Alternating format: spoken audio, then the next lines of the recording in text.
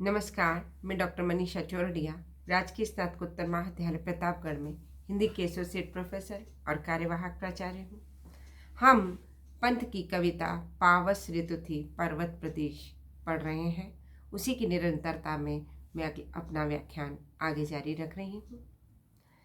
उड़ गया अचानक लोभ उधर, उड़ गया अचानक लोभ उधर, फड़का अपार वारित के पर, रवशेष रह गए हैं निर्झर, है टूट पड़ा भू पर अंबर, धस गए धरा में सभे शाल, धस गए धरा में सभे शाल, उठ रहा धुआं जल गया ताल, यों जलद यान में विचर विचर, था इंद्र खेलता इंद्रजाल।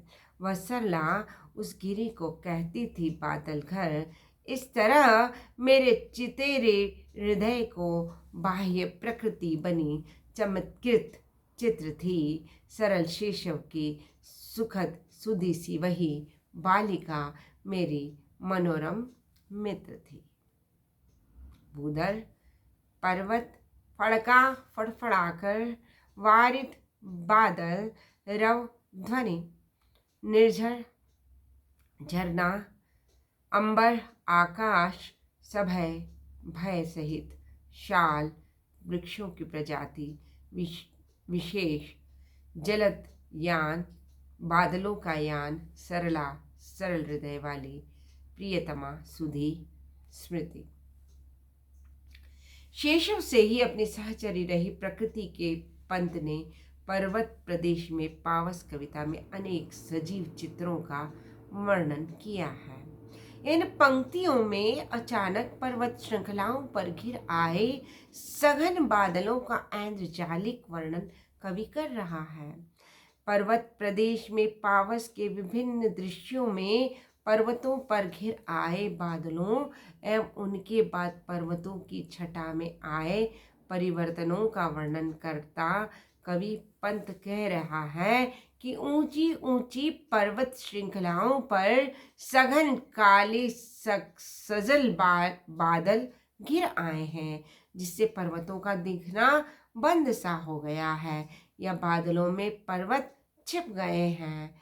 उन बादलों में छिपे पर्वतों को देखकर ऐसा लग रहा है मानो पर्वतों के अचानक बादल रूपी पंख लग गए हैं और इन पंखों को फड़फड़ाकर पर्वत आकाश में उड़ने लगे हैं, उड़ चले हैं।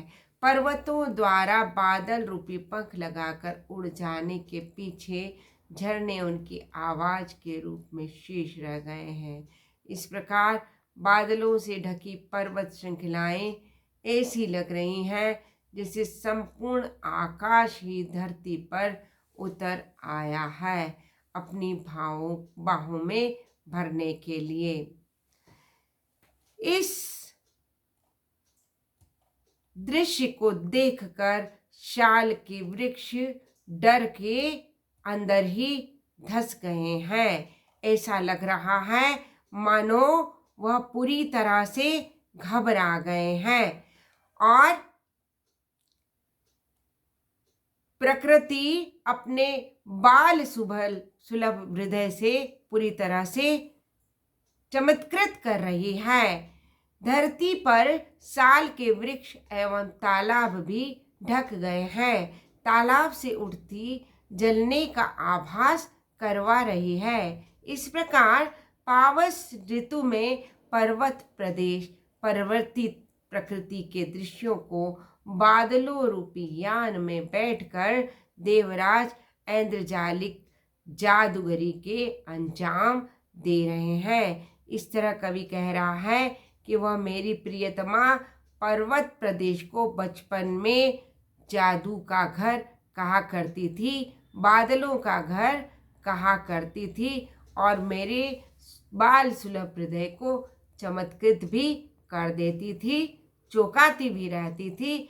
चमत्कृत होकर मेरा चित्त प्राकृतिक सौंदर्य के विविध चित्रों को उकेरने पर विवश हो जाता था और इस प्रकार मेरे शिशव की सुखद स्मृति के समान वही बालिका रूपी प्रकृति प्रिय एवं मनोरम मेरी मित्र थी। बादलों से घिरे पर्वतों का कवि ने आलंबनात्मक सजीव बिंबात्मक दृश्य प्रस्तुत किया है। अनुप्रास, रूपक, उत्प्रेक्षा, उपमा एवं मानवीकरण अलंकारों का सुंदर चित्रण हुआ है। कवि ने प्रकृति रूपी सुंदरी को अपनी बाल सहचरी उसके अनुपम सौंदर्य से चमत्कृत होना बताया है। भाषा शैली में बिंब योजना चित्रमयता से प्रभावोत्पादकता आ गई है। आज इतना ही। धन्यवाद।